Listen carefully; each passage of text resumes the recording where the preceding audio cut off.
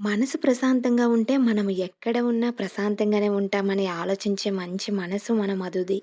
మధుకి మొక్కలు పెంచడం అంటే చాలా ఇష్టం. ప్రశాంతంగా కూర్చొని పాటలు వినడం అంటే చాలా ఇష్టం. అసూయ, అహంకారం అనేది ఆమె జీవితంలో అసలు లేవు. మధుకి ఒక అలవాటు ఉంది.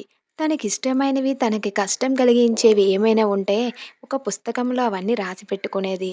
అలా చేస్తే ఆ సమస్య తీరిపోతుందని ఆమె నమ్మకం. మధు చిన్నప్పటి నుంచి తన ఇంటి పరిస్థితులను చూస్తూ పెరిగింది కాబట్టి, ఎలాంటి కష్టం వచ్చినా ముందుకు వెళ్ళాలే కానీ, వెనకడుగు వేయకూడదు అని నేర్చుకుంది.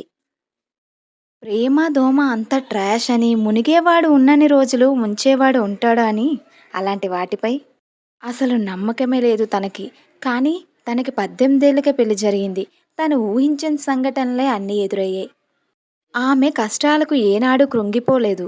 ఓర్పు, సహనం ఉంటే ఎప్పటికైనా మంచి జరుగుతుందని నమ్మే మనస్తత్వం తనది. ఎవరికీ తన వల్ల హాని కలిగించేది కాదు. చాలా సెన్సిటివ్ మైండ్ అని చెప్పుకోవాలి.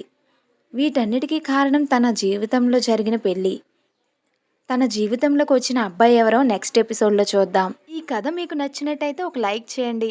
నేను ఈ కథ అప్‌లోడ్ చేసిన వెంటనే మీకు నోటిఫికేషన్ రావాలంటే మీరు మా ఛానల్‌ని సబ్స్క్రైబ్ చేసుకోవడం మర్చిపోవద్దు. ఓకే. మళ్ళీ కలుద్దాం. అంతవరకు సెలవు. నేను మీ స్మైలీ శాంతి.